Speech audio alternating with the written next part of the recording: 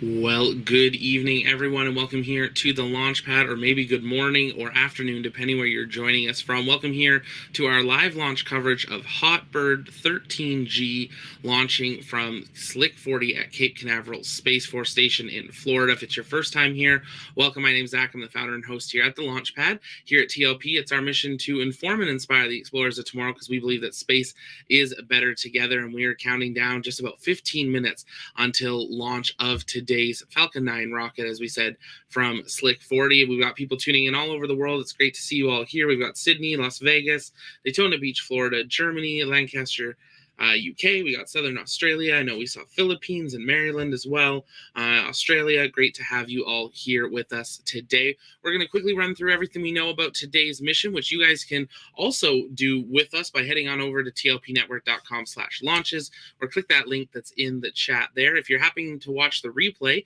make sure you let us know in the comments replay and where you're watching from. We'd still love to welcome you here. Throughout today's stream, if you guys have questions, you can send us those in the chat by tagging us at the Launchpad, and we'll work on answering those. Here at the Launchpad, it's our mission to inform and inspire the explorers of tomorrow, because we believe that space is better together, and we're going to dive right on into it, because SpaceX is going to get underway here in a couple minutes, and we'll want to listen into SpaceX mission control. But today's Falcon 9, as we said, is launching from Slick 40 at Cape Canaveral Space Force Station on a mission with a satellite built by Airbus Defense and Space, which will provide television broadcasting services over Europe, Middle East, and Northern Africa. Today's booster is booster 1067-7. You can see here its previous manifest, including Crew 3 and Crew 4 going for its 7th flight here today, and then you can continue on learning more about Falcon 9, the engines, and everything there, but we want to jump right on into it.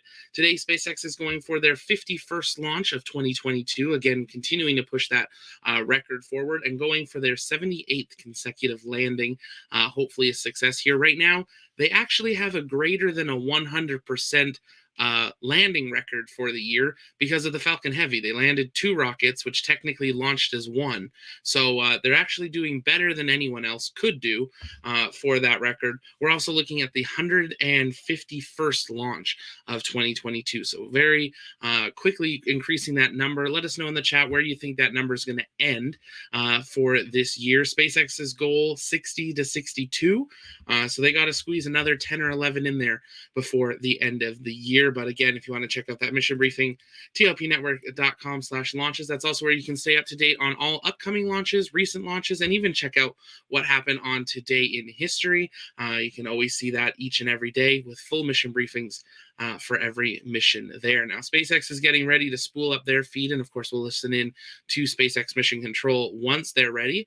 But if you guys have questions, you can start to send those in the chat, and we'll work on answering those throughout the rest of this evening.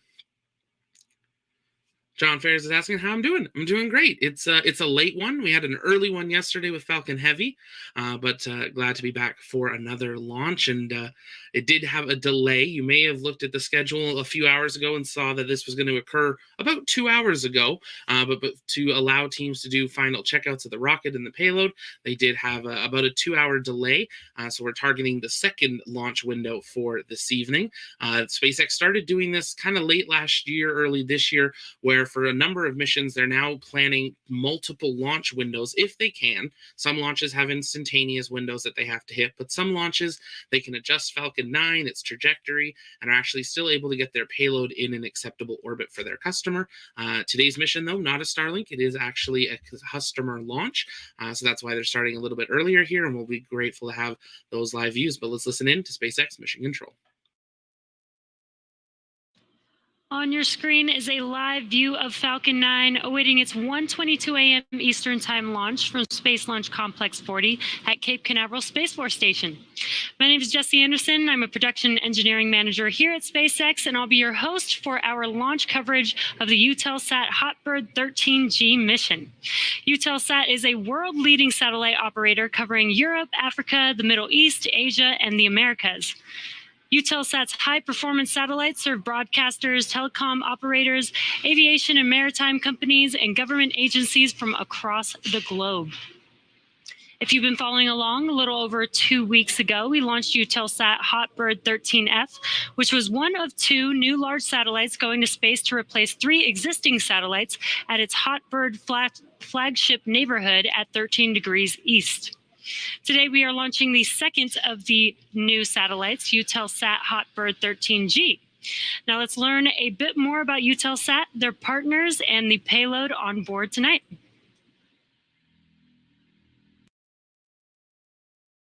And we'll leave that on video there so you guys can still take a look at it, but you gotta love YouTube and copyrighted music. So we'll talk over it, answer some questions. You guys can send those in the chat. If you haven't yet, though, take a moment, engage that like button, share out the stream. Really does help us out as we now count down just over 10 minutes until the launch of another Falcon 9 from Slick 40 at Cape Canaveral Space Force Station. I know had a question come in just before we got started. What does SLIC mean? SLC. That's Space Launch Complex. So sometimes we'll have Launch Complex 39A. Tonight, Slick 40, so Space Launch Complex 40. We also see Slick 41, and we see Slick 4E for SpaceX when they're launching out of Vandenberg. So that's what we're seeing there. And then CCSFS, Cape Canaveral Space Force Station. It's just really long. It'd fill up the top of the screen if we did the full thing. So nothing like a space launch with a few abbreviations there for that. John's asking what time is it where I am. It is 11:12 p.m. right now, so not too bad. Not the latest launch we've had, and good training for Artemis in just a couple of weeks' time. We're excited for that rollout tomorrow night. We hope you'll join us live for that. And then once we get our 24/7 cameras back at the pad, we will resume our countdown overnight 24/7 countdown coverage of Artemis. The TLP team is heading back down to Florida in the next just over a week to be on site there. So we're excited to have most of our team flying back in from Canada, US, and England, heading on over, as well as still having some of our team stationed at their homes to bring you guys that best possible coverage that we can. And we can only do that thanks to your guys' generous support as members and as viewers. So thank you so much for that.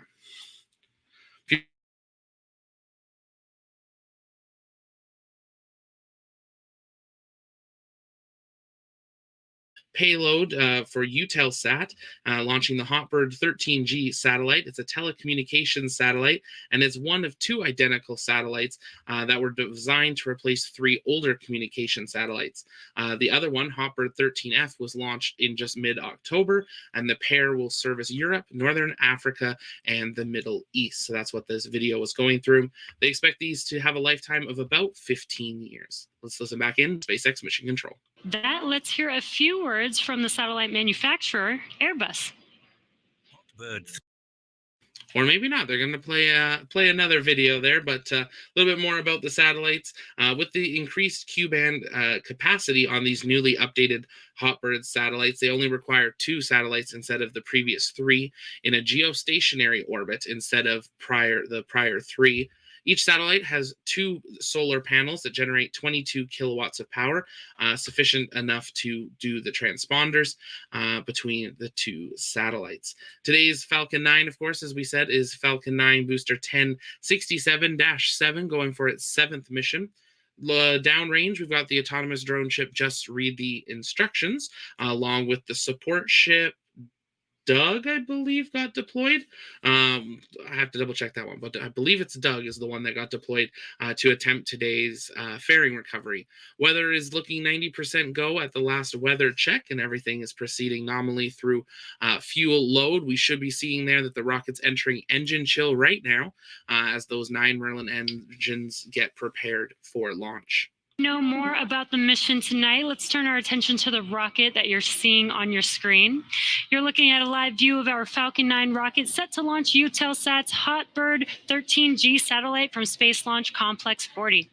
Starting from the bottom of the rocket, we have our 9 M1D engines connected to the first stage. These 9 engines help accelerate the vehicle through the thickest parts of the Earth's atmosphere and into space. Our first stage, also referred to as the booster, is flying for the 7th time tonight, having previously launched CRS-22, Crew 3, Turksat 5B, fuel load complete, Crew 4, CRS-25, and 1 Starlink mission. Above the first stage is the second stage, which has a single Merlin vacuum, or what we call an MVAC engine, which ignites after the first stage separates. The second stage is what will carry the Eutelsat HOTBIRD 13G satellite to orbit. At the very top of the rocket, you'll notice the large structure with the pointed nose on top of the second stage. That is our payload fairing, and that's what you're seeing there on your screen. The fairing is made up of 2 carbon composite halves and protects the payload on their way to orbit, and will be jettisoned or separated around 3 minutes into flight. The Eutelsat HOTBIRD 13G satellite is currently safely enclosed inside the 17-foot diameter payload fairing, which, with each half flying today being flight proven, one half is flying for the 4th time and the other is flying for a 6th time. HOTBIRD 13G is also hosting the EGNOS GEO4 payload. EGNOS is the European Geostationary Navigation Overlay Service that acts as an augmentation service to global positioning systems to improve reliability of positioning information. Now, with liftoff just about 5 minutes from now, we're currently waiting for the retraction of the transporter erector. Pressing tanks for retract. In preparation for the TE retraction, the TE clamps will open up first, and once they're fully open, then the TE can begin to pull away just slightly from the vehicle. At T0, ground hydraulic systems will pull the TE even further away from Falcon 9 as it lifts off. Now we are just about 10 to 15 seconds away from those clamp arms beginning to open. Strong back retract is starting. And there's that call out that it's actually beginning now. So the clamp arms are just below the payload fairing, right above the second stage. And there's a little better view. You can see those clamp arms opening up. Again, once that is fully open, the TE can begin to move away from the vehicle.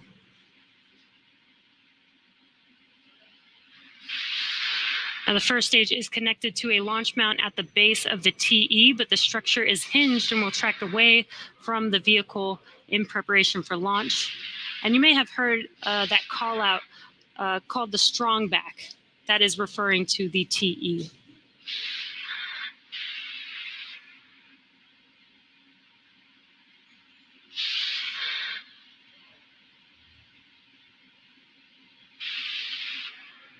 T-minus 3 minutes, 30 seconds. And it looks like the TE should be fully retracted at this point. So at this point in the countdown, both the first and second stages are nearly fully loaded with 1 million pounds of kerosene fuel and liquid oxygen. Both first stage and second stage should finish propellant loading about a minute apart from each other. Stage 1, LOX load complete. And great timing. Stage 1 liquid oxygen loading is now complete. Stage 2 should wrap up around the T-minus 2 minute mark. And you can see some white clouds there on your screen around the vehicle. That is the chilled gas above the liquid oxygen tank liquid surface that we vent overboard to maintain pressure inside of the tank as needed. And when that gas comes into contact with the humid, moist air, it condenses into clouds or water, just similar to a cold glass of water with condensation forming around it. At T-minus 60 seconds, Falcon 9 will be in startup. That means that the rocket's autonomous internal flight computers have taken over the launch countdown. Just inside T-minus 2 seconds, we light the Merlin M1D engines for liftoff. And the HOTBIRD 13G satellite continues to be healthy, and the Falcon 9 team is tracking no issues on the vehicle. Weather is still looking good for T0, and the range is green for launch.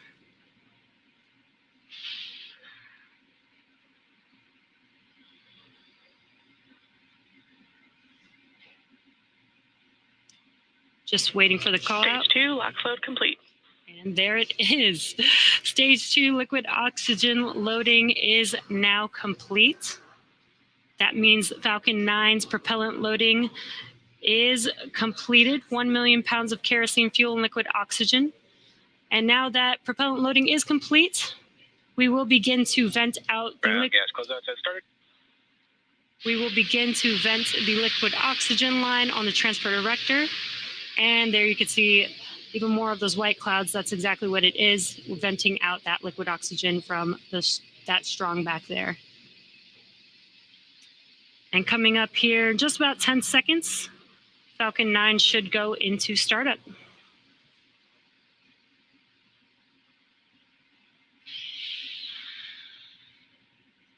Falcon is in startup. Flight computers have now taken over the launch countdown. Now just waiting the final call from the launch director.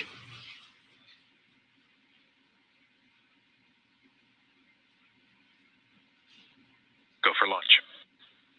Great news. All systems are go for launch of Falcon 9 with Eutelsat's HOTBIRD 13G payload.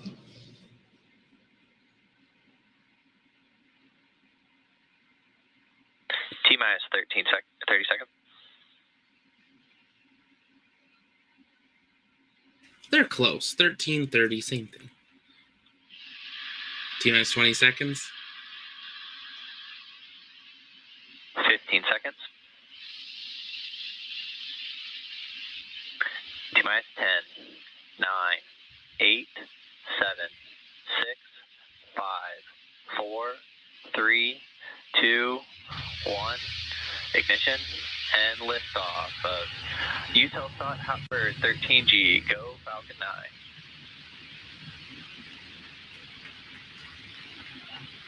Nominal first stage chamber pressures. Vehicles pitching downrange.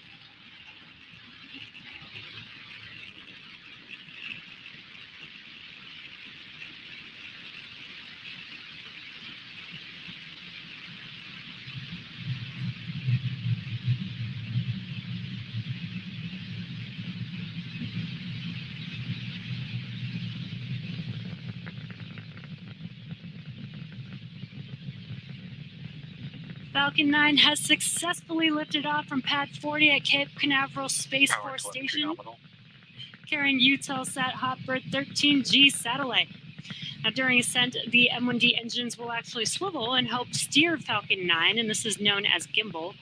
The rocket autonomously tilts the engines. Supersonic. The rocket autonomously tilts the engines just a few degrees, and this gimbaling allows the vehicle to perform a gravity turn, which is when we are going vertical but also going horizontal, and you can kind of see that on your screen there. Max Q. Great call out. We've just passed through max Q. That is the largest structural load that the vehicle sees on ascent.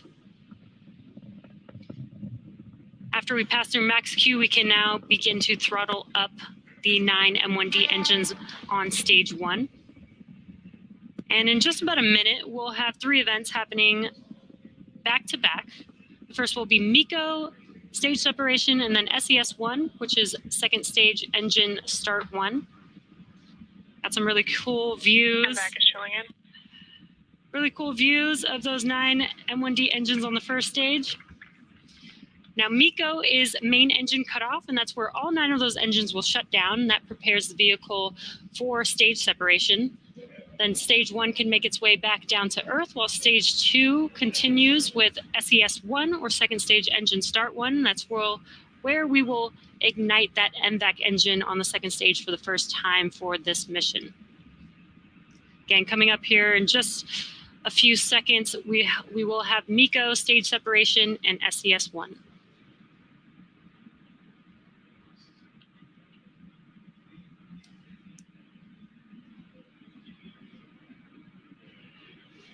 MECO. Stage separation confirmed.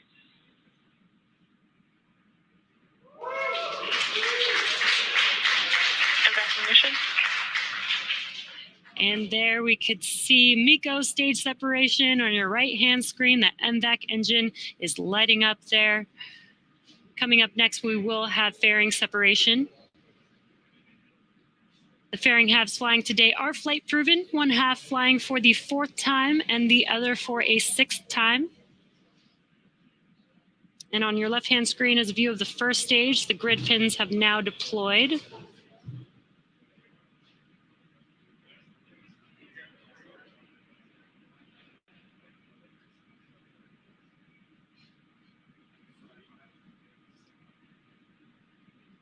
Fairing separation confirmed. And there you can see on your right-hand screen the fairing halves being jettisoned. Now we will be attempting to retrieve these fairing halves again today once they fall back down to Earth using our recovery ship, Bob.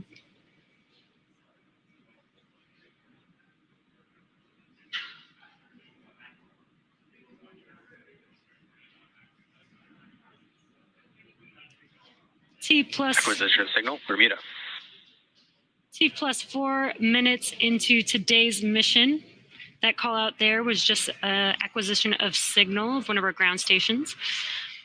Now we're in the first of 2 planned MVAC burns prior to satellite deployment, and that's what you're seeing there on your screen is the MVAC on the second stage.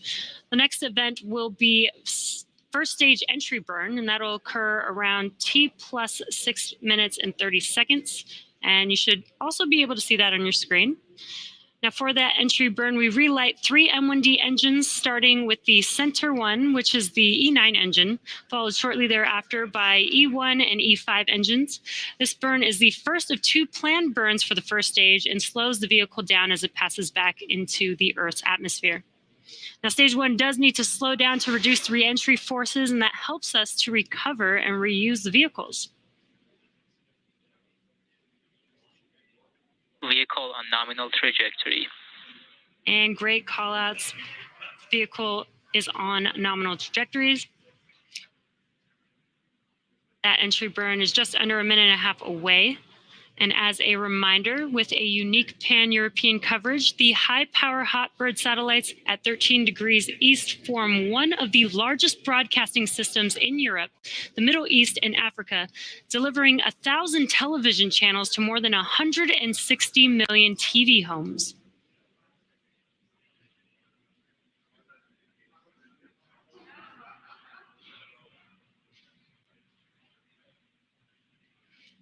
Now, during the re-entry burn, Falcon 9 is decelerating by firing its Merlin engines, but it's still moving very rapidly. This causes the vehicle to fly through the Merlin's exhaust gases, which is also called the rocket's plume.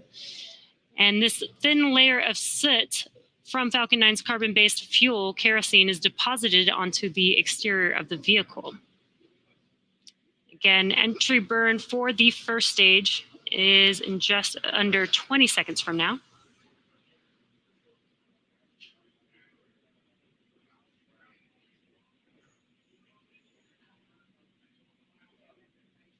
Stage 1 FTS has saved.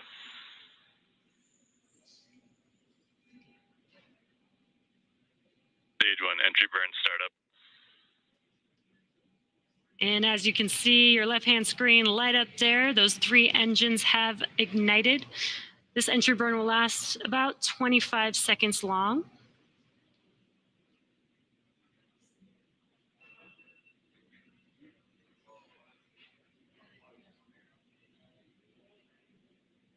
Stage 1 entry burn shut down. And that concludes the entry burn for the first stage. Now, for those that might not be familiar with why we land our rockets, reusability is key to lowering the cost of spaceflight, which enables more investments in critical science research.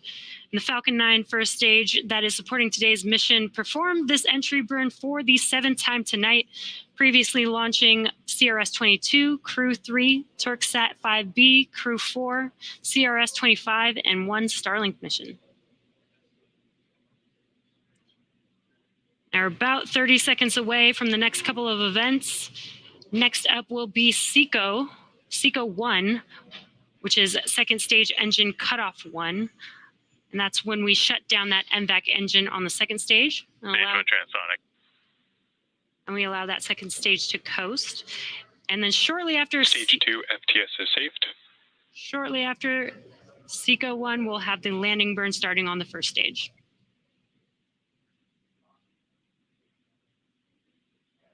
Stand by for landing burn.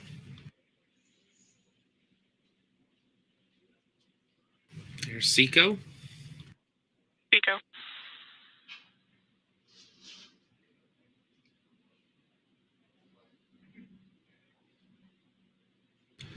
Hopefully we'll get a live drone view. There we go.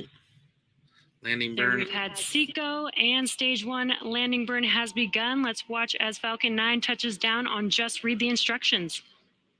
Landing leg deploy.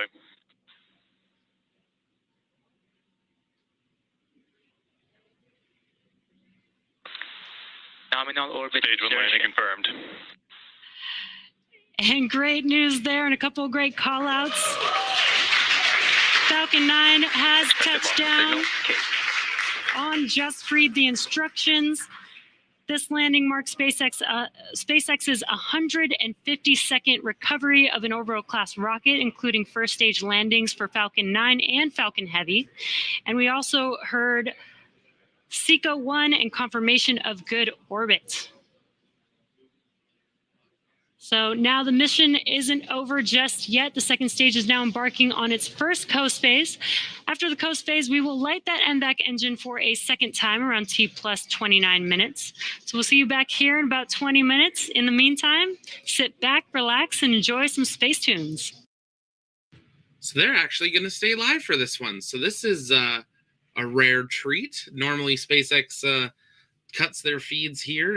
We don't actually even see Starlink deployment, but they're going to stay live here tonight. So we're going to take some time, answer your guys' live comments and questions. You can send those into the chat. Just make sure you tag us at the launch pad. But another perfect landing. If you're just joining us, welcome here to the launch pad. We're just 10 minutes now since the launch of a Falcon 9 from Slick 40 at Cape Canaveral Space Force Station. Falcon 9's already back landed on Just Read the Instructions, and that second stage is now beginning to make its way around the globe, waiting for that second engine burn. That burn is expected to take place at T plus 29 minutes, 11 seconds. So we've got about 19 minutes until that, and then deployment at 36 minutes. So we're going to be answering some of your questions live there. But before we wrap up and start into those questions, we did want to bring two things to your attention, just in case you didn't know. Right now, there's a rocket booster crashing back down to Earth that we're tracking. If you joined us for our live coverage of the Long March 5B rocket out of China, launching that third and final space station module up to the Chinese space station, it successfully docked and got moved into position today. But that center core stage is beginning its journey back to Earth. We're about a day and a half or so away from when we expect it to make its re-entry, and we do have our live tracker up where you guys can stay up to date with the most recent predictions on where it's landing as well as its current position. Right now, the latest prediction is the African coast / the Indian Ocean on November 4th at 23:17 UTC. Plus or minus 10 hours. But because we've got that going, of course, that means Booster Bingo is back. So if you guys want to be able to send in your guesses, we'll drop a link in the chat to our tweet about it where you can get the link and you guys can submit your bid, I guess it would be, your guess on where the booster will be landing. As you can see, that map is filling up quite quickly there. Lots of guesses for around the world. We've also added where it has landed in the past 3 launches there. And this is something we're going to have to get used to. We now know that China will be launching one of these every about 2 months starting in 2024 as they ramp up their space agency and going into deeper exploration. So this is something that's going to be not 3 in 4 years, but 4 in a year. So we'll be, of course, bringing you live coverage of that. And as always, it's a launch day, so you can get 10% off of everything on the shop, your Falcon 9 cargo launch sequence tees, your Eat, Sleep, Launch, Repeat, or your Spaceport. Those are a few of my favorites, but definitely can go check those out. But you're here for HOTBIRD 13G, so we're going to keep that tracker up there while we answer your questions. So you can send us those in the chat by tagging us at the launch pad, and we'll be answering those over the next little bit of time here while we wait that second burn of the MVAC engine on the second stage of Falcon 9. Catching up on these here. Julian, how many times after separation will the satellite orbit the Earth before its orbit is sync locked? I believe that's it'll move a bit with deployment and adjust itself, but I don't believe we are given an exact number, but it should be close to where it's deployed, that it should be linked to where it actually would be doing its work. It, I'm sure, has some thrusters on it for maneuvering a little bit, but it's not going to have full engines that, could move it drastically. The second stage has to put it pretty much exactly where they do want it to be for operations.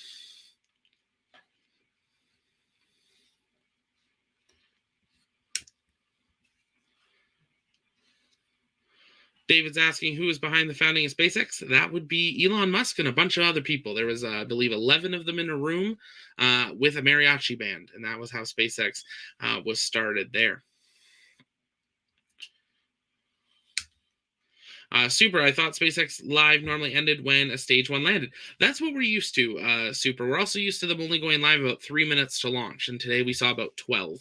I think it's because it's a customer. Eutelsat had some videos there that they wanted to play as it's an easy commercial, I guess. You know, they're buying a rocket launch, so why not put a commercial at the front of it? Because they know we're all going to stay up late and tune in. And because it's for a commercial customer, SpaceX is going to have to probably do a broadcast like this anyway for the customer, so they're just leaving it public as well. So a nice treat that we'll hopefully be able to see that second stage a bit more over the course of the night, and possibly even see satellite deployment in just over 20 minutes from now. About 21 minutes from now.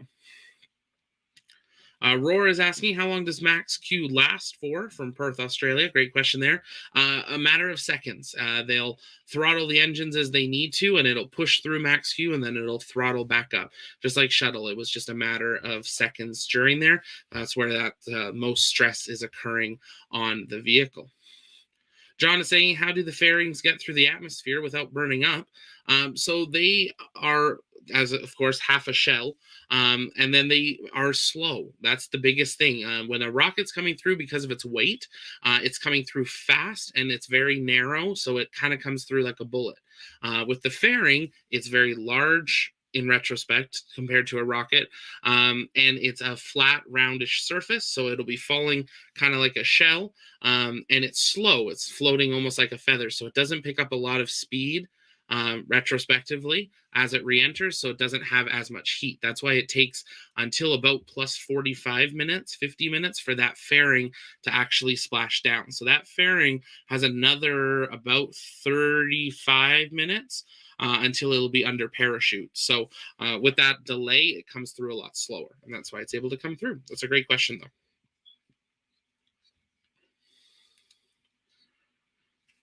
If you guys are just joining us, though, welcome here to the Launchpad. You can send in your comments and questions live. We'll be answering those for the next little bit. Just make sure you're tagging us at the Launchpad so we can answer those, so we don't miss any that are coming in.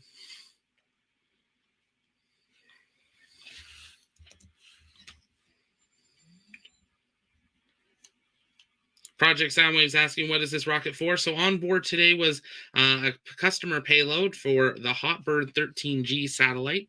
A couple weeks ago, SpaceX launched the HOTBIRD 13F satellite. So these are two pairs, and it's a telecommunications satellite providing service for Europe, the Middle East, and Northern Africa. So it is two satellites there that will provide service to over 13 million people, I believe they said. Elf is asking, how does SpaceX debris not hit the rocket? I know there's a lot of space debris. There's a lot of space debris, but surprisingly, there's a lot more space for it. So it is something that they do have to be aware of space debris, and there are things that are tracked. But the larger the object, the easier it is for us to track.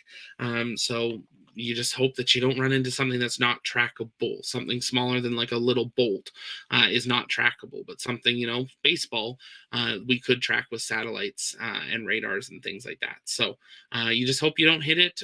The lower into low Earth orbit you get, the less there is, because it'll get pulled in back to the Earth's atmosphere. It's when you get into the higher parts of low Earth orbit, that's where debris sits for a lot longer period of time. But we definitely do not want to have that Kessler syndrome, which, if you've watched the movie Gravity, is what ended up kind of wiping out everything in low Earth orbit. And that's something we definitely do not want to see. Julian's asking, do you know if the new Russian early warning missile satellite is sync locked over Russia or the ocean or another country? That sounds like a military operation, so I do not think any of us know that. Obviously, every country, like United States and Russia, especially in the current state of the world, would have satellites watching each other. So that would just kind of make sense in this situation, but we wouldn't know the exact location of those type of satellites. Just like with the launch of Falcon Heavy, it wasn't just the fog. The reason we didn't know much about it, it was a classified mission. That was a mission for Department of Defense and the Space Force, one of many coming up, and that is a satellite that we will never really know anything about until it's declassified decades from now.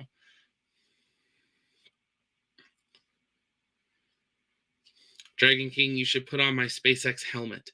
I mean, it is right there, but I think we need to save that for maybe a crew launch or something like that, or like a really massive super chat or like GoFundMe donation or something. But I mean, we'd be talking a big one there if we're gonna pull it out. I think we got to save it for like a crew launch, maybe another Falcon Heavy, Starship Orbital, something like that.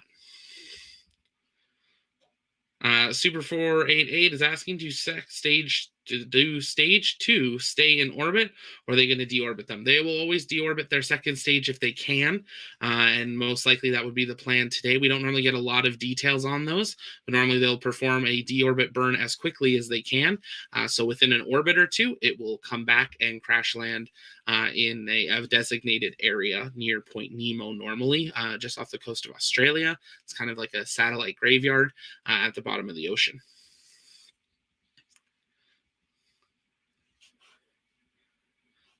Show it very cool. Let me grab it then. I won't put it on, but I will grab it.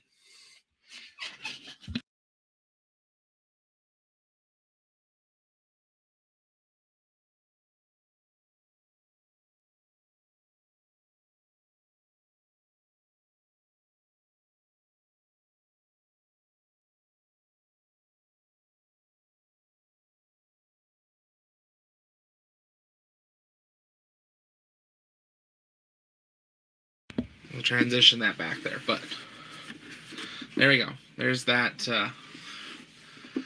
SpaceX helmet that has been requested.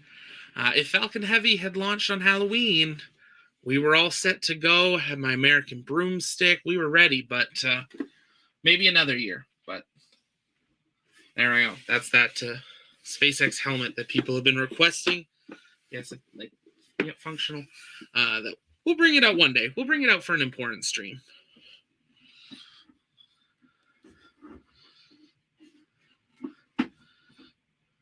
Hey, Zach, will the upcoming eclipse affect launches?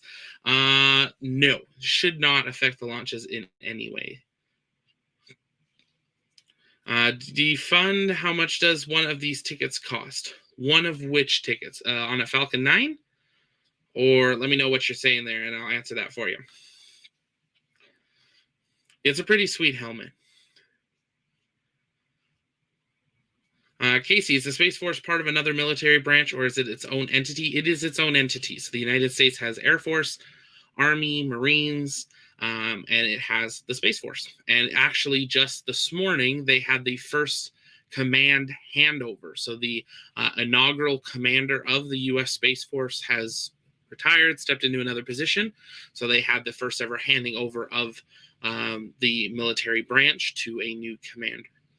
So we saw that this morning, and it's normally a very private event, very small, but Elon Musk was invited as an honorary guest to the event. So he was there this morning to see that handover of the Space Force. Obviously, the Space Force needs rockets, and they prefer using SpaceX because they work. So it was awesome to see that he was there. Amnita says, yes, if he hits 100K, he will. I mean, we could do that too. That's going to happen sooner. So, well, hopefully. Sure, we'll wear it. I will wear it for an entire stream at 100K. Open. Because you won't hear me if it's closed. Dragon King, could they make a bigger fairing for Falcon Heavy, or would that be too much drag or something else? They already are, actually. So we'll go this way. This is the standard fairing on Falcon Heavy. They are building an extended fairing, which is going to be a bit longer. It'll start to curve basically right at the edge of my camera here and then curve up a little. That will be launching in 2024. It'll be the first time we ever see it launch. And that will be launching the first 2 modules of the new NASA Lunar Gateway space station. The first 2 modules will have already been connected, and they will launch together, and they will be launched into lunar orbit should Capstone be successful and prove that that orbit that Capstone is testing is actually safe.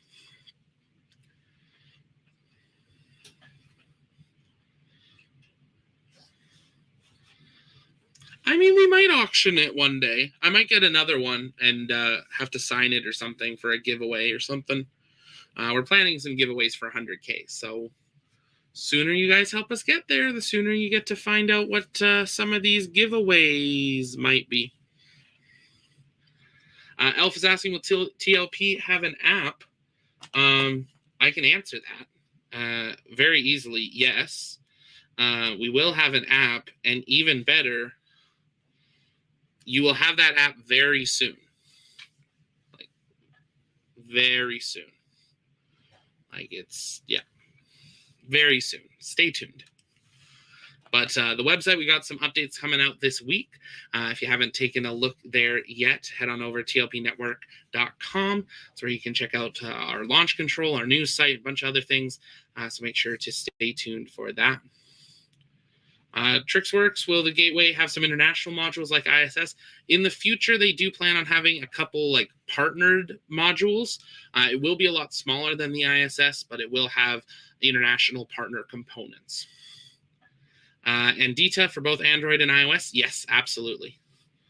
We designed it for Android and iOS from start and designed it from user experience first, then data. So it should be really simple to use, bring you guys a lot of information. It's going to roll out as a free app. We're not going to be charging for it, but there will be a premium version, which will have a bunch of other features that you can access, but is also just going to help support keeping the app and the website 100% ad-free.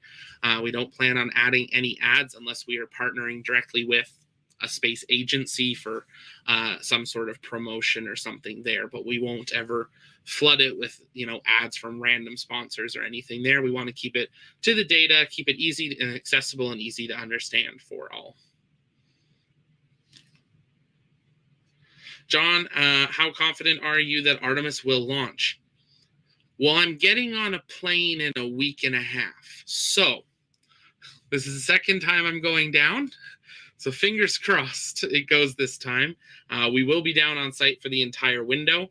So we'll be keeping a close eye on that. I have a good feeling. They seem to get through some of their issues on the last try.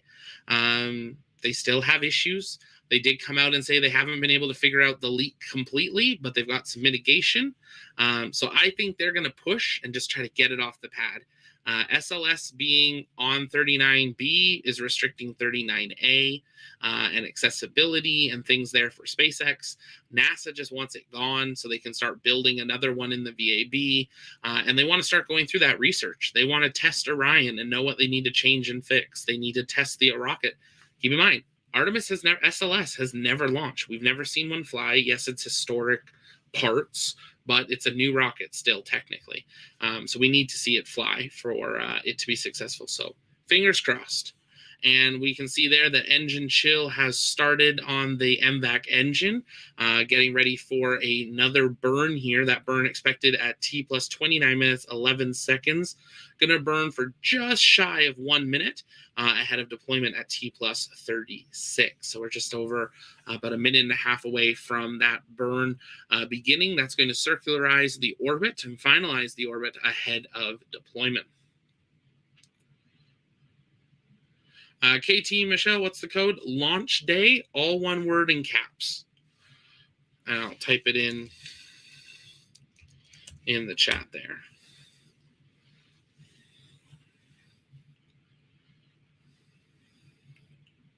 How far out is Artemis 2 if everything goes to plan? So right now, Artemis 2, the Artemis timelines keep moving, but at this time, they are looking at 2024.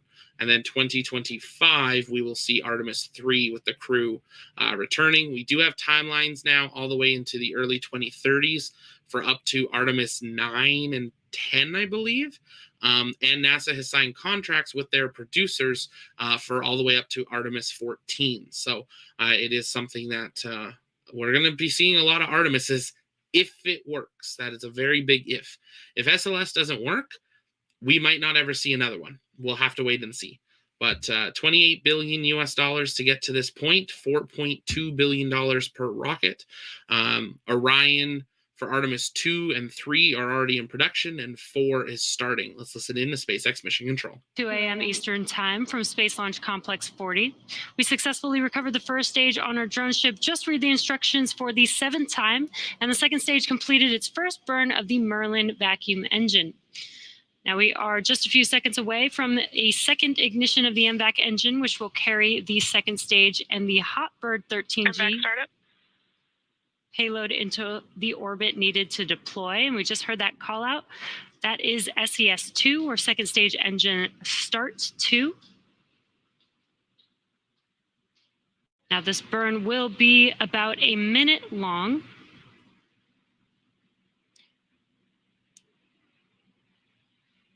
See that engine bell heating up.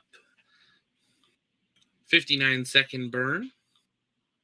And we are about halfway through the burn. In about 30 seconds, we will have SECO, or second stage engine cutoff 2. And once we have SECO, we will wait for a confirmation of good orbit.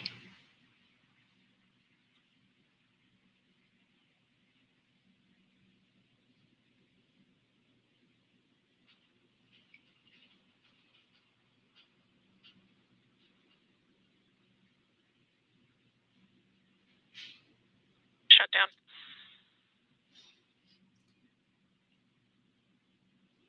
Looked like a good clean burn. 6 minutes to deployment. Waiting for that confirmation of good orbit. Just had SECO 2, just awaiting. Insertion. There we go. There's that call out. We just had a confirmation of good orbit. So with confirmation of a successful second engine start, cutoff, and good orbit, Eutelsat's HOTBIRD 13G satellite is still attached to Falcon 9's second stage and is set to deploy in about 5 minutes. So we're going to take another short break. So enjoy the space tunes, and we'll come back to you around the T+35 minute mark. And there we go, another great orbit, just a few minutes from deployment. And I see a very interesting question from Julian in the chat. If you have the opportunity to travel to space and have the choice of any destination in our galaxy, where would you go and why? That is a very detailed question. And I think I've always had, at least in the last few years, I will say, low Earth orbit, like Inspiration 4 style, space station, super comfortable, let's go. The moon, if Starship works and we have a facility there, would love to go, 3-day cruise, or, it's like a week cruise, 3 days there, 3 days down, 3 days home or something. Mars would be a hard one. Mars, at the point of my life I'm in now, I couldn't see it. At the point of my life when I think we'll be able to go to Mars, I probably can't see it. But we'll wait and see. If it's something that becomes more possible, like people now do, exchange programs or go live in a country for 6 months or a year, maybe it's something that would open up. We'll see our world change a lot when we have space really open. I mean, stunning views like this, are giving kids now the opportunity to dream of working in space and going to space. But I will say that opportunity to travel to space may be closer than all of you think maybe further away than all of you think for me. We've been working on some stuff, and near space is very close. So stay tuned for some updates there in hopefully the next couple of months. Actually, orbit and 0G and that stuff, hopefully a few more years. We're working on it. We've had conversations, but getting somewhere near space in the near future. So we'll be having hopefully an announcement about that in the next little bit. So stay tuned. Doors are opening, and it's only because of you guys. So excited to share that when I'm allowed to share that. That is not in my hands at this point. To jump right on into it.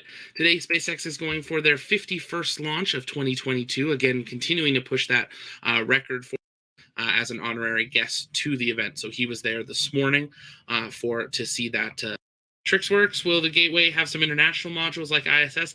In the future, they do plan on having a one-on-one interview.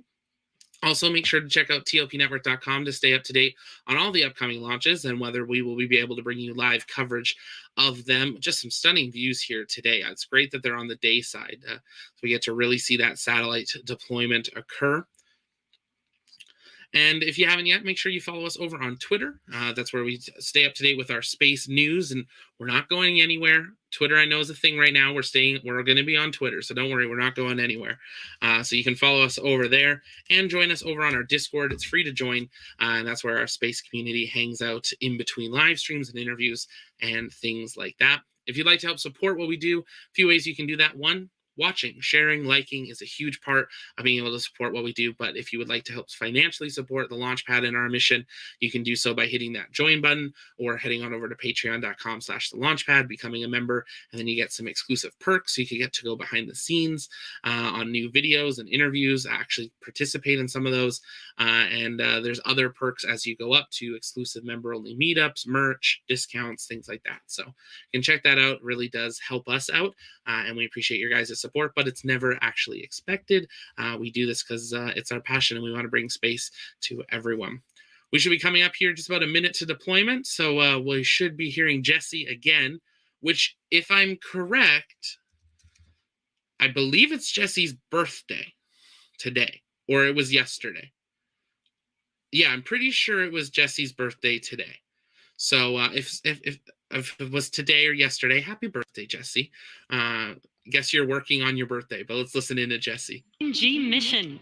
So far, we've had an on-time liftoff at 1:22 a.m. Eastern Time, followed by successful ascent, stage separation, first stage landing, and 2 second stage engine burns. Now we are coming up on payload deployment in about a few seconds here. And as a reminder, Eutelsat is a world-leading satellite operator covering Europe, Africa, the Middle East, Asia, and the Americas. And we are currently standing by for the deployment of their HOTBIRD 13G satellite, which we expect here momentarily. There's deployment. Confirmed. An incredible view there with the Earth in the background.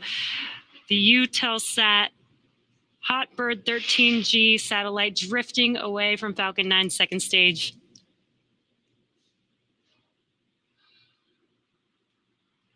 Great view. So with confirmation of successful Acquisition of signal. Diego Garcia. With confirmation of successful payload deploy, we're going to end our launch broadcast. Acquisition of signal. Maldives. We're going to end our launch broadcast for tonight.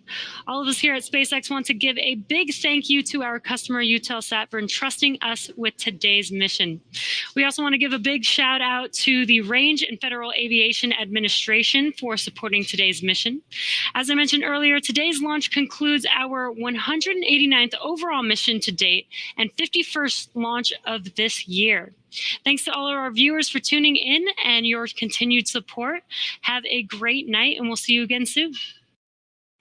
And there we go. Another mission complete. So that's going to wrap it up for us here tonight. We're going to send you all over to our rocket tracker where you can follow along where that China rocket is making its uncontrolled reentry about a day and a half from now. So we're going to start seeing predictions become tighter. Right now, we're still a plus or minus 10 hours, but we expect to have something better for you guys in the morning. But that is going to do it for us here today. Here at the Launchpad, it's our mission to inform and inspire the explorers of tomorrow because we believe that space is better together. And if you haven't yet, take a moment and engage that subscribe button so you never miss another live launch coverage, space briefing, or space news update. And stay up to date on everything space at tlpnetwork.com. But from TLP Network Studios, this is Zach signing off. I'll see you real soon. Bye-bye.